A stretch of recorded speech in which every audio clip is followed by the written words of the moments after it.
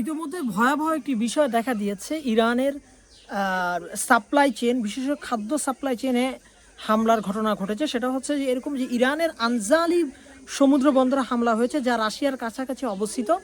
এবং রাশিয়ার কাছাকাছি অবস্থিত এই আনজালি যে সমুদ্র বন্দর, সেই সমুদ্র বন্দর দিয়ে হচ্ছে রাশিয়া থেকে খাদ্য এবং অন্যান্য যে প্রয়োজনীয় সামগ্রী তা ইরান ক্রয় করত। এবং নিয়মিত সাপ্লাই চেন, ইরানের যে নিরাপদ সাপ্লাই চেন ছিল খাদ্য এবং অন্যান্য প্রয়োজনীয় নিত্য প্রয়োজনীয় দ্রব্য সামগ্রী, তা কিন্তু এই আনজালি সমুদ্র বন্দর দিয়ে আসতো। এখন আমেরিকা এবং ইসরায়েল সন্দেহ করছে যে রাশিয়া থেকে প্রয়োজনীয় যে যুদ্ধাস্ত্র এবং রসদ, যুদ্ধের যে রসদ, তা আসছিল এই আনজালি সমুদ্র বন্দর দিয়ে। এখন ইরানে কিন্তু হচ্ছে বিশাল বড় খাদ্য সংকট দেখা দিতে পারে, কিন্তু এই আনজালি সমুদ্র বন্দর দিয়ে ইরানের 1/3 খাদ্য কিন্তু সরবরাহ করা হতো বলে ধারণা করা হয়। এখন দেখা যাক ইরান আসলে এই খাদ্য সংকট কতটা সহজে মোকাবেলা করতে পারে।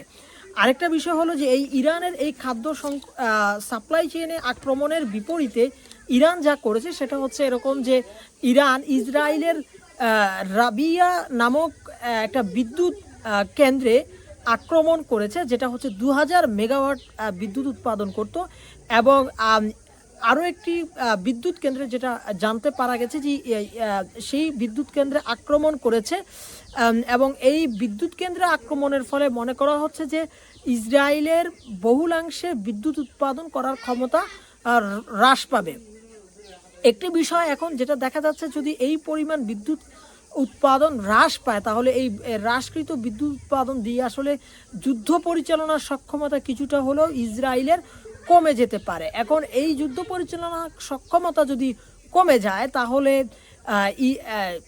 ইসরায়েল যুদ্ধ পরিচালনা কতদিন করতে পারবে তা একটি প্রশ্নের বিষয় হিসেবে দাঁড়িয়েছে। আর ইরান এখন পর্যন্ত তাদের সেই পূর্বের যে 5টি শর্ত ছিল যুদ্ধ পরিচালনা করার, সেই 5টি শর্ত অবিচল রয়েছে। অর্থাৎ যুদ্ধ একবার বন্ধ হলে আর শুরু করা যাবে না। 2, যুদ্ধের ক্ষতিপূরণ দিতে হবে। 3, আমেরিকার সকল ধরনের যে স্ট্র্যাটেজিক ইন্টারেস্টে যে সেনা রয়েছে মধ্যপ্রাচ্যে তা সরিয়ে ফেলতে হবে। 4, আমেরিকারকে অবশ্যই ইরানের যে অধিকার বিদ্যুৎ উৎপাদনের ইউরেনিয়ামের মাধ্যমে তা নিশ্চিত করতে হবে। তো এই ধরনের শর্ত থেকে ইরান কিন্তু এখনও সরে আসছে না। এর মধ্যে যেটা ঘটনাটা ঘটেছে, একটা আশ্চর্যজনক ঘটনা, সেটা হচ্ছে যে ইরাকের হাব্বানিয়াতের যে সেনা ঘাঁটি, সেই সেনা ঘাঁটিতে হামলা করেছে আমেরিকা এবং ইসরায়েল। এবং এটা বলা হচ্ছে যে ইরাকি মিলিশিয়াদের যদি আক্রমণের সম্মুখীন হয় তাহলে ইরাকি মিলিশিয়ানরা যেন প্রতি আক্রমণ দিতে পারে এই ধরনের অনুমতি চেয়েছিল ইরাকের মিলিশিয়ারা ইরাকি সরকারের কাছে, এবং ইরাকি সরকার তাতে অনুমতি দেওয়ার পরবর্তী সময়েই এই আক্রমণটা ঘটেছে। আমরা এখন দেখতে পাচ্ছি যে এই যুদ্ধে ইরাককে টেনে আনার একটা লক্ষ্য বা উপলক্ষ্য প্রস্তুত করছে আমেরিকা এবং ইরান। এবং এই যুদ্ধ যদি পুরো মধ্যপ্রাচ্যে ছড়িয়ে যায় এবং মধ্যপ্রাচ্যে এভাবে যদি অস্থিতিশীল পরিস্থিতি তৈরি করা হয় তাহলে এই যুদ্ধের আঁচ থেকে মধ্যপ্রাচ্য কতদিন আসলে বেঁচে থাকতে পারবে তা একটি বড় প্রশ্ন আকারে দাঁড়িয়েছে।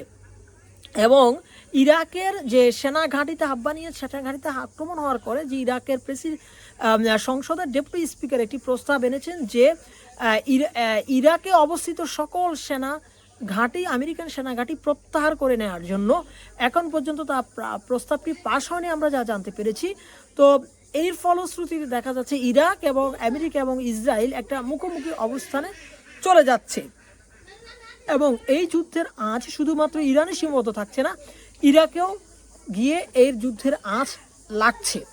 দেখা যাক পরবর্তী পরিস্থিতি কি হয়। এবং এই যুদ্ধের অবস্থা অনুযায়ী তুরস্কের পরামর্শে যেভাবে আরবরা নিজেদেরকে এ পর্যন্ত বিরত রেখেছে যুদ্ধ অংশগ্রহণ করা থেকে, ইরানের আক্রমণের প্রচণ্ডতা এবং আমেরিকার যদি লক্ষ্যবস্তু হয় আরবরা, তাহলে এই লক্ষ্যবস্তু হওয়ার পরবর্তী সময় কতটুকু পর্যন্ত এই আরবরা এবং ইরাকিরা এবং অন্যান্য দেশ এই যুদ্ধ অংশগ্রহণ করা থেকে বিরত থাকে তা সময় বলে দিবে বলে আমার বিশ্বাস।